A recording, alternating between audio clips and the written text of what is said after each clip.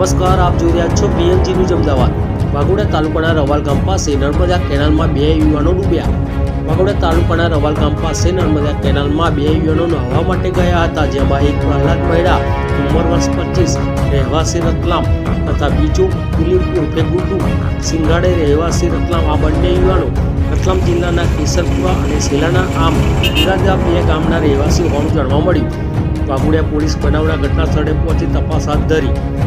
Vadodara fire બ્રિગેડની team દ્વારા પણ નર્મદા કેનાલમાં ડૂબેલા યુવાનોની શોધખોળમાં બંને યુવાનો કેનાલમાં હજુ સુધી કોઈ પત્તો મળ્યો નથી।